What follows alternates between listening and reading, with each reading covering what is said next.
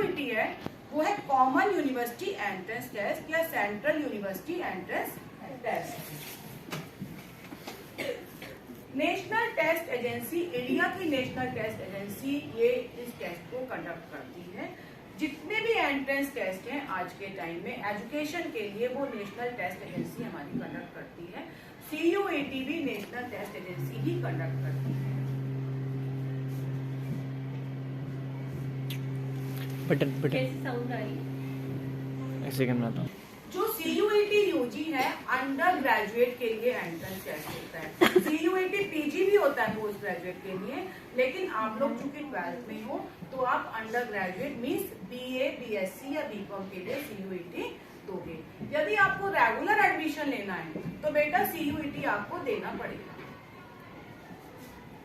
CUET जो introduce किया उसका पर्पस क्या था? इक्वल अपॉर्चुनिटी सबको मिले। लास्ट ईयर अप्रैल 2022 में ये सेशन में जो है सीयूईटी के जरिए एडमिशन हुए थे और जितनी भी सेंट्रल यूनिवर्सिटीज है मिनिस्ट्री ऑफ एजुकेशन की इसी एग्जाम के थ्रू एडमिशन देती है। कॉमन प्लेटफॉर्म हो गया ये सभी बच्चों के लिए और इसमें कोई एज लिमिट नहीं है, कोई भी बच्चा सीयूईटी दे सकता है। लेकिन जिस यूनिवर्सिटी में हमें एडमिशन लेना होगा उस यूनिवर्सिटी का हमें क्राइटेरिया देखना होगा, कहीं वहां पे तो एज बार नहीं है। ठीक है, for class 12 pass and appearing candidate, जब आप अपीयर हो रहे हो या जो 12 पास कर चुकी हैं वो ये सीयूईटी दे सकते हैं। अब कौन कौन सी यूनिवर्सिटियां सीयूईटी के अंदर है? 44 हमारी सेंट्रल यूनिवर्सिटियां, ऑल इंडिया की यूनिवर्सिटी सीयूईटी के टेस्ट स्कोर के बेस पे एडमिशन देंगी। यदि हम दिल्ली की बात करें तो हमारी university of Delhi, Jamia Millia Islamia university और जवाहरलाल नेहरू यूनिवर्सिटी, ये 3 यूनिवर्सिटीज हैं सेंट्रल यूनिवर्सिटी जो इसी के बेस पे हमें एडमिशन देंगी। स्टेट यूनिवर्सिटी की बात करें तो 12 यूनिवर्सिटीज हैं ऑल इंडिया की जो कि इसके बेस पे आपको एडमिशन देंगी।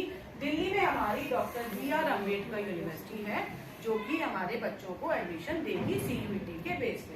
यदि प्राइवेट की बात करें तो दिल्ली में प्राइवेट यूनिवर्सिटीज नहीं है जो सीयूईटी के बेस पे एडमिशन देंगी, लेकिन हाँ नोएडा में जैसे गलगोटिया यूनिवर्सिटी है वो आपको सीयूईटी के बेस पे एडमिशन देगी। और डीम्ड यूनिवर्सिटी की बात करें तो जामिया हमदर्द यूनिवर्सिटी दिल्ली में है जो कि सीयूईटी के बेस पे आपको एडमिशन देगी। ये जो पीपीटी हमने बनाई है ये लास्ट ईयर को देखते हुए बनाई है। अब जब एनटीए की वेबसाइट पे जाएंगे, जब सीयूईटी का नोटिफिकेशन आएगा तो हो सकता है और भी यूनिवर्सिटी उसमें ऐड हो जाए, तो ये हमें देखना पड़ेगा कौन कौन सी यूनिवर्सिटी जो है इसमें ऐड हुई है जिनको हम भर सकते हैं।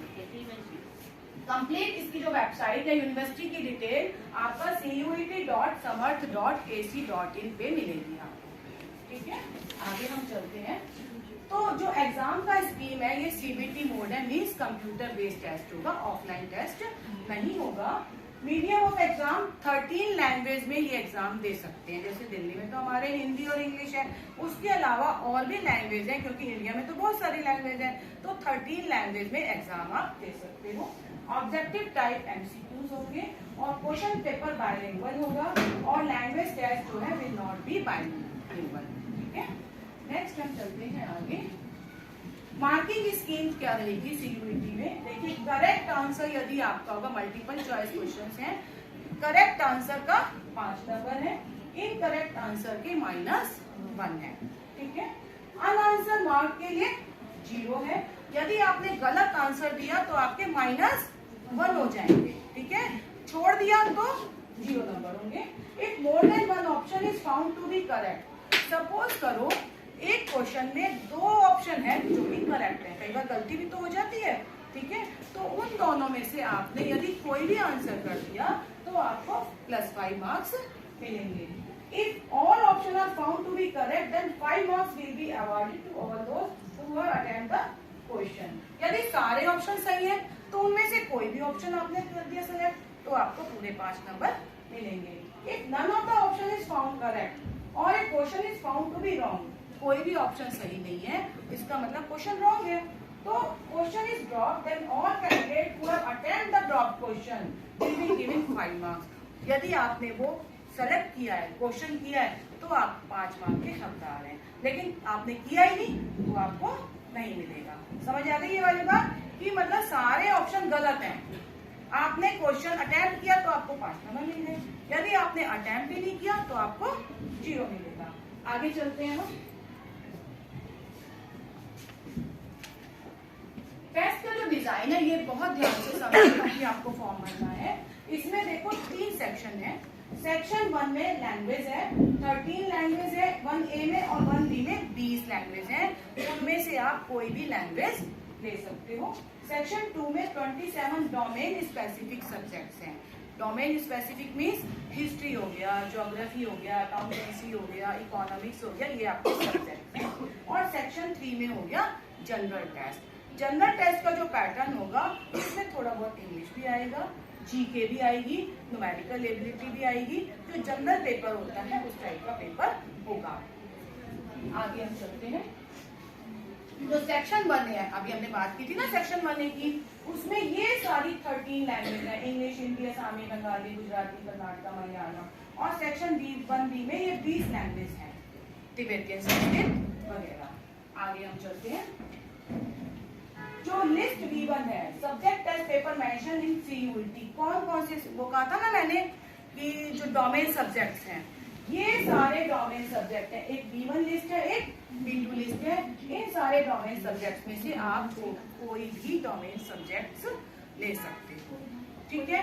इसमें भी 1 मिनट, इसमें भी क्या है, B1 में से आप 2 सब्जेक्ट ले सकते हो, B2 में से 1 सब्जेक्ट ले सकते हो, या और भी ले सकते हो। ये आपको देखना पड़ेगा यूनिवर्सिटी के प्रोस्पेक्टस में, जिस कोर्स के लिए आप अप्लाई कर रहे हो उसमें उन्होंने क्या मांगा है। समझ आ गई मेरी बात? समझ आ गई है ना? जो मांगा है उस हिसाब से आप सब्जेक्ट लोगे। बिल्कुल लिखित में एक पेपर बना लोगे, मैंने ये सब्जेक्ट भरने हैं। जब आप फॉर्म भरोगे तब कई बार नेट गड़बड़ हो जाता है, कई बार स्पीड स्लो हो जाती है। लिखित में होगा, जल्दी जल्दी भरते जाओगे फॉर्म आप, ठीक है। आगे हम चलते हैं। Candidate can take maximum of 9 test in the following manner, ठीक है। कैसे? Maximum 2 language from section 1A, section 1B हमने दिखाया था पीपीटी में, है ना। 1A में ये लैंग्वेज थी, 1B में ये लैंग्वेज थी। तो 1A में से 2 लैंग्वेज फ्रॉम सेक्शन 1A और सेक्शन 1B, 2 लैंग्वेज आप ऑप्ट कर सकते हो। 6 डोमेन सब्जेक्ट आप सेक्शन 2 में से ऑप्ट कर सकते हो, जो B2 था, और general test from section 3। Maximum 3 language from section 1A and section 1B, ठीक है। 3 लैंग्वेज आप कर सकते हो। मैक्सिमम 5 डोमेन सब्जेक्ट सेक्शन 2 में कर सकते हो, और जनरल टेस्ट फ्रॉम सेक्शन 3 में से कर सकते हो। कोई भी ऑप्शन आप ले सकते हो, ठीक है। आगे देखो नीचे लिखा हुआ है, हमें यूनिवर्सिटी की वेबसाइट जरूर रेफर करनी पड़ेगी, ठीक। आगे हम चलते हैं। CUET में 2 स्लॉट है बेटा, एक मॉर्निंग का स्लॉट, एक इवनिंग का स्लॉट। स्लॉट आपको बहुत ध्यान से भरना है और बहुत समझ के भरना है। स्लॉट 1 मॉर्निंग का है, जिसमें कि मैक्सिमम 4 टेस्ट आप ले सकते हो।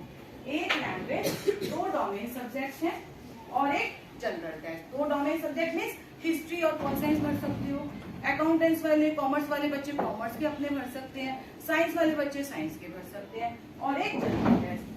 स्लॉट 2 आफ्टरनून में होगा, जिसमें कि 5 टेस्ट आप दे सकते हो। एक लैंग्वेज, 4 डोमेन सब्जेक्ट, और या 2 लैंग्वेज, 3 डोमेन सब्जेक्ट, ठीक है। अब इसको थोड़ा सा समझने की कोशिश करो। जो लास्ट ईयर मैंने क्या किया, नोट्स बना लिए थे, जिससे कि एक कॉमन प्लेटफॉर्म पे मैं ये पहुंची। यदि एक बच्चा एक लैंग्वेज भर देता है, 3 सब्जेक्ट भर देते हो आप, और एक जनरल टेस्ट भर देते हो, तो जितनी भी इंडिया की यूनिवर्सिटीज हैं और जितने भी कोर्सेज हैं, सबके लिए आप एलिजिबल हो जाते हैं। समझ आ गई मेरी बात? नहीं, ठीक है। वो तो हमें देखना ही पड़ेगा, उसमें मैथ्स मांगा है नहीं मांगा, या इकोनॉमिक्स मांगी नहीं मांगी, बट आप अपने सब्जेक्ट से रिलेटेड, अपने जो आपके पास सब्जेक्ट अभी 12th में है, एक लैंग्वेज आपने ली, 3 अपने सब्जेक्ट लिए, और एक जनरल टेस्ट लिया, तो आप मैक्सिमम कोर्स के लिए और मैक्सिमम यूनिवर्सिटी के लिए एलिजिबल हो जाते हैं। क्यों? यूनिवर्सिटीज में लैंग्वेज तो मांगते ही मांगते हैं, ठीक है। किसी में मांगेंगे एक डोमेन सब्जेक्ट और एक जनरल टेस्ट, या मांगेंगे एक लैंग्वेज प्लस 3 डोमेन सब्जेक्ट, या मांगेंगे केवल जनरल टेस्ट, या मांगेंगे एक लैंग्वेज 2 डोमेन सब्जेक्ट। तो हमारा क्या बना, 1 लैंग्वेज 3 सब्जेक्ट, इसको दिमाग में बैठा लेना। 1 लैंग्वेज 3 सब्जेक्ट 1 जनरल टेस्ट मुझे जरूर भरना है। अपने आप को मैंने ऐसे नहीं करना है कि बाद में पछताना पड़े, काश मैं जनरल टेस्ट भर देती, काश मैं 2 सब्जेक्ट भरे, मैंने 3 क्यों नहीं भरे। ठीक है ना, तो ये आपको CUET में ध्यान देना है। आगे हम चलेंगे। स्लॉट जो सिलेक्शन है, जब आपका स्लॉट सिलेक्शन हो जाएगा तो देखो इस तरह से ये आपका आ जाएगा फॉर्म में। ठीक है, आगे हम चलेंगे। ओवरव्यू जो CUET एग्जाम का पैटर्न रहेगा, सेक्शन 1A में 13 डिफरेंट लैंग्वेज हैं, जो कि या सेक्शन 1B में 20 लैंग्वेज हैं। 50 में से 40 क्वेश्चंस आपको अटेम्प्ट करनी जरूरी है। ठीक है, सिलेबस क्या रहेगा, CUET की वेबसाइट पे, NTA की वेबसाइट पे सिलेबस दिया हुआ है, लेकिन फिर भी जनरल क्या रहेगा, लैंग्वेज टू बी टेस्टेड, तो रीडिंग कम्प्रिहेंशन मेनली जो आपका पैराग्राफ वाला क्वेश्चन आता है, reading comprehension, factual, literary and narrative, literary aptitude and vocabulary, general type का आपका पेपर रहेगा। 45 मिनट्स एक लैंग्वेज की ड्यूरेशन रहेगी। ठीक है, 45 मिनट्स में आपको पेपर करना होगा। नेक्स्ट सेक्शन 2 डोमेन सब्जेक्ट, जो मैंने बताया 3 सब्जेक्ट आपको लेने हैं, उसमें भी 50 में से 40 क्वेश्चन करने होंगे। MCQ बेस्ड क्वेश्चन होगा, 45 मिनट एक सब्जेक्ट का होगा। 3 भरे तो 45 मल्टीप्लाई बाई 3, 2 भरे तो 45 मल्टीप्लाई बाई 2, इतना ड्यूरेशन का आपका पेपर होगा। नेक्स्ट हो गया जनरल टेस्ट सेक्शन 3, इसमें 60 क्वेश्चंस आपको करने होंगे out of 75 questions. General knowledge का पेपर होगा, उसमें करंट अफेयर जो मैंने अभी डिस्कस किया था, general mental ability, numerical ability, quantitative and reasoning, grade 8 level की लॉजिकल एंड एनालिटिकल रीजनिंग होगी। अब कुछ बच्चे कहेंगे मैडम हमारे पास तो मैथ्स था ही नहीं 12th में, हम कैसे करें, तो जनरल टाइप का पेपर होगा, इसीलिए प्रैक्टिस की जरूरत है आपको। उसको जब तक आप नहीं करोगे तब तक नहीं आएगा। 10th तक तो आपने मैथ्स पढ़ा ही है ना, 10th तक तो पढ़ा ही है, तो थोड़ी सी प्रैक्टिस कर लोगे तो हो जाएगा, घबराने की जरूरत नहीं है। 60 मिनट्स का ये आपका पेपर होगा। आगे हम चलते हैं। एग्जाम शेड्यूल और फी डिटेल, फीस कैसे भरी जाएगी। अब ये देखिए 2 स्लॉट हैं, ठीक है, हम PPT पे नहीं जाए, आप इन जनरल समझो। 2 स्लॉट हैं, एक स्लॉट में आप, यदि हम उस PPT को रिवाइज करें जो हमने पहले देखी थी, 1 लैंग्वेज 2 सब्जेक्ट 1 जनरल टेस्ट पढ़ सकते हो। दूसरा आपके स्लॉट में 1 लैंग्वेज 3 सब्जेक्ट या 4 सब्जेक्ट पढ़ सकते हो। अब एक बच्चे को यदि 1 लैंग्वेज 3 सब्जेक्ट भरनी है तो उसने स्लॉट 2 बुक किया और उसने आगे फॉर्म भर दिया। ठीक है, यदि आपको 1 लैंग्वेज 3 सब्जेक्ट और 1 जनरल टेस्ट भरना है तो दोनों स्लॉट बुक करने पड़ेंगे, क्योंकि जनरल टेस्ट तो पहले स्लॉट में होगा, है ना, और पहले स्लॉट में आप 2 ही सब्जेक्ट भर सकते हो, 3 नहीं भर सकते। तो या तो 1 लैंग्वेज भरोगे पहले स्लॉट में, 2 सब्जेक्ट भरोगे और जनरल टेस्ट भरोगे, और सेकंड स्लॉट में 3rd टेस्ट भर दोगे, या पहले स्लॉट में जनरल टेस्ट भर दोगे, सेकंड स्लॉट में 1 लैंग्वेज 3 सब्जेक्ट भर दोगे। It depends upon you. ठीक है, कैसे भी आप भर सकते हो। तो आपको जब डबल स्लॉट बुक करोगे तो डबल फीस देनी पड़ेगी। जनरल की फीस 650 है, OBC EWS की 600 रुपए है, SC ST 3rd gender PWBD की 550 है। तो 2 स्लॉट बुक किए तो कितनी फीस देनी पड़ी, डबल फीस दोगे आप। समझ आई मेरी बात, समझ आई, गड़बड़ बिल्कुल नहीं करनी है आपको। आगे हम चलेंगे कैसे हम CUET का फॉर्म भरेंगे। CUET.samar.ac.in पे हम जाएंगे, सबसे पहले ये वेबसाइट है, जब हम जाएंगे तो इस तरह का कुछ खुल जाएगा, फिर हम आगे चलते हैं। अब इसमें कैंडिडेट नेम आ गया, जो आपका क्लास 10th में नाम है, आपकी मार्कशीट आपके पास होगी, सर्टिफिकेट, सेम नाम सेम स्पेलिंग आप भरेंगे। ठीक है, उसके बाद फादर नेम हो गया, मदर नेम हो गया, गार्जियन नेम हो गया। आइडेंटिटी टाइप में आप उसमें CUET की वेबसाइट पे दे रखा है क्या क्या वैलिड है, जैसे आप आधार कार्ड दे सकते हो, स्कूल का कार्ड दे सकते हो, अपना पासपोर्ट दे सकते हो, तो कोई भी आप आइडेंटिफिकेशन नंबर दोगे, उसका बारे में बताऊंगी। उसके बाद पासवर्ड आप डालोगे, जो पासवर्ड डालोगे वो नोट कर लोगे। ठीक है, पासवर्ड नहीं तो भूल जाओगे तो बाद में अपडेट का ऑप्शन आता है, या आपका डाउनलोड करने का रोल नंबर आएगा, डाउनलोड करना पड़ेगा, आगे रिजल्ट भी आएगा वो भी डाउनलोड करना पड़ेगा, तो पासवर्ड आपके काम आएगा। उसको कहीं भी दीवार पे लिख के टांग देना, क्योंकि कॉपी में तो फिर भूल जाओगे आप। या कोई इंपॉर्टेंट डायरी हो, अपनी स्कूल डायरी है आपकी, उसमें आप नोट करके रख लेना लास्ट में या फर्स्ट पेज पे कि ये मेरा CUET का पासवर्ड है। ठीक है, ये कंफर्म पासवर्ड आ गया। फिर सिक्योरिटी क्वेश्चन वो मांगेगा, आप उसका जवाब देंगे, फिर हम आगे चलेंगे तो ये एप्लीकेशन नंबर आ जाएगा, उसका पासवर्ड हो गया, ये कोड है, कोड आप करेंगे, फिर आप लॉगिन करेंगे उसमें। फिर इस तरह से आपका दिखाई दे जाएगा उसमें। ठीक है, उसको हम चेक कर लेंगे, हमारा सब कुछ सही भरा गया है, कहीं गलत है तो बैक पे भी जा सकते हैं, लेकिन जब बार बार आगे चल के सबमिट हो जाएगा फिर आप चेंज नहीं कर पाओगे। ठीक है मेरी बात, आगे हम चले।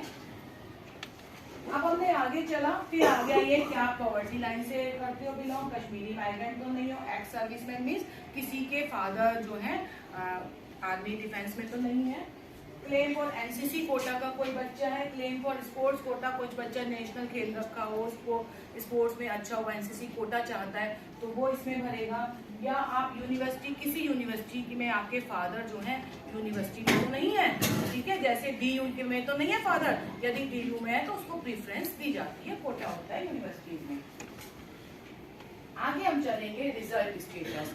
अब रिजल्ट स्टेटस तो आपका कुछ है ही नहीं, ठीक है ना, पासिंग ईयर आप भरेंगे, क्वालिफाइंग एग्जाम आपका 12th रहेगा, ठीक है, और type of school college government college है। इसके बाद रिजल्ट स्टेटस पासिंग ईयर ये वाला साल 2022-23, ठीक है, qualifying exam 12, type of school government. आगे हम चलेंगे, अब आता है मेन बात कि हमें यूनिवर्सिटी सेलेक्ट करनी है, हमें कोर्स सेलेक्ट करना है, ठीक है। जैसा मैंने कहा पहले ही आप लिस्ट बना लेंगे, यूनिवर्सिटी के प्रोस्पेक्टस देखिए, इतनी सारी सेंट्रल यूनिवर्सिटीज हैं, इतनी सारी स्टेट यूनिवर्सिटीज हैं, और किसी के लिए भी आप अप्लाई कर सकते हैं। सेंट्रल यूनिवर्सिटी का मतलब है 100% ऑल इंडिया का कोटा, ठीक है ना। जैसे BHU बनारस हिंदू यूनिवर्सिटी, उसमें फीस भी कम है और सेंट्रल यूनिवर्सिटी है, आप वहाँ पे जा सकते हो। अलीगढ़ मुस्लिम यूनिवर्सिटी, वहाँ भी अप्लाई कर सकते हो, ठीक है ना, यदि आपकी पसंद का कोर्स वहाँ पे है। तो मल्टीपल यूनिवर्सिटी, मल्टीपल कोर्स आपको एक जगह इस प्लेटफॉर्म पे मिलता है। CUET का ये फायदा है, समझ में आ गई मेरी बात। तो आपने यूनिवर्सिटी सेलेक्ट की और उसके अंदर प्रोग्राम सेलेक्ट किया। एक यूनिवर्सिटी के अंदर आप 20 प्रोग्राम भी सेलेक्ट कर सकते हो, 25 प्रोग्राम भी सेलेक्ट कर सकते हो। तो अपने ऑप्शन को बार बार कह रही हूँ कम मत करना, आप करो मल्टीपल, उसमें आपकी जेब से कुछ भी नहीं जा रहा। नहीं सिलेक्शन होगा देखा जाएगा, चॉइस तो रहेगी आपके पास, चॉइस तो रहेगी ना, ठीक है। लेकिन प्रोग्राम सेलेक्ट करते वक्त यूनिवर्सिटी का प्रोस्पेक्टस देखना जरूर पड़ेगा कि मैं एलिजिबल हूँ उसके लिए, ठीक है। तो आपने एक यूनिवर्सिटी सेलेक्ट की, फिर प्रोग्राम सेलेक्ट कर लिए, जब आपका फिल हो गया नेक्स्ट यूनिवर्सिटी सेलेक्ट करना, उसके प्रोग्राम सेलेक्ट करना, फिर थर्ड यूनिवर्सिटी सेलेक्ट करना, उसके प्रोग्राम सेलेक्ट करना। इस तरह से आप 10 यूनिवर्सिटी के 100 प्रोग्राम भी सेलेक्ट कर सकते हैं, ठीक है। समझ में आ गई ये बात सबको, ये बहुत अच्छे से समझ लो, ठीक है। नेक्स्ट आगे हम चलते हैं। इस तरह से आपका टेस्ट पेपर की डिटेल आ जाएगी फॉर्म में, आप उसको चेक कर लेंगे, मेरा सब कुछ ठीक है, दिक्कत तो नहीं है, फिर आप आगे चलेंगे। अब आता है सेंटर, कहाँ एग्जाम देना है। पहला तो दिल्ली हो गया, उसके बाद न्यू दिल्ली आप भर सकते हो, उसके बाद हरियाणा पास में है, फरीदाबाद या आपका गुड़गांव हो गया, सोनीपत हो गया, उसके बाद आप यूपी भर सकते हैं, नोएडा ग्रेटर नोएडा भर सकते हैं, जो भी आपके नजदीक में है, ठीक है, ताकि टाइम कम से कम लगे जाने आने में।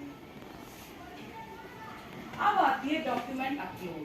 जो डॉक्यूमेंट चाहिए होते हैं उसको पहले से ही कंप्यूटर में सेव करके रखना, जैसे आपका आइडेंटिफिकेशन का, आपकी फोटो हो गई, आपकी 10th की मार्कशीट हो गई, ठीक है। तो जब अपलोड करोगे तो बिल्कुल भी दिक्कत उसमें नहीं होगी, आप उठाओगे और उसमें सेलेक्ट करके अपलोड करते जाओगे। जैसे कैंडिडेट फोटोग्राफ, इसमें बिल्कुल लिखा हुआ है विद इतना % फेस होना चाहिए विदाउट मास्क, तो उसी स्पेसिफिकेशन से फोटो खिंचवा के रखेंगे। और जब भी हम पढ़ाई के लिए फोटो कहीं पे अपलोड करते हैं कोशिश करते हैं ब्लैक एंड व्हाइट, मतलब हमारा जो बैकग्राउंड है वो व्हाइट होना चाहिए ताकि क्लियर फोटो, ठीक है। और जो साइज उसमें दे रखा है पहले से ही पढ़ लेना, उसी साइज की फोटोग्राफ आप अपलोड करें। जितने पिक्सल की उसमें बोल रखा है उतने ही पिक्सल की आपकी फोटोग्राफ हो, नहीं तो वो लेगा नहीं, फिर आपको दिक्कत होगी। अब रात में आप 12 बजे फॉर्म भर रहे हो और आपके पास फोटोग्राफ उस साइज की नहीं है, आपकी मेहनत जीरो होगी, ठीक है। इसी तरह से अपने सिग्नेचर आप एक कागज पे करके उसमें कंप्यूटर में सेव करके रखेंगे। आपका 12th की मार्कशीट हो गई या 10th की मार्कशीट हो गई, कश्मीरी माइग्रेंट सर्टिफिकेट, कोई भी आपका कोटा है उसका सर्टिफिकेट वो आप पहले से रखोगे, या आपका पर्सन विद डिसेबिलिटी का सर्टिफिकेट उसी में आप इस तरह से अपलोड करते आओगे पीडीएफ फॉर्म में। फॉर्म भी हमें देखना पड़ेगा, ये नहीं हम किसी भी फॉर्म में अपलोड कर दें, वो लेगा ही नहीं, कंप्यूटर है, हाथ तो है नहीं, मैनुअल तो नहीं ना, ठीक है। गड़बड़ हो गई तो डिलीट करके दोबारा आप करोगे। आगे हम चलेंगे स्टेप 3, ये हमने भर दिया। अब आपका फीस की बारी, फी पेमेंट भी करना पड़ेगा। तो जब आपने स्टेप 1 कंप्लीट कर दिया, स्टेप 2 कंप्लीट कर दिया, कैंडिडेट हैव टू पे the requisite examination fee online through net banking, credit card, debit card, UPI और पेटीएम सर्विस के जरिए आप फी को पे करेंगे, ठीक है।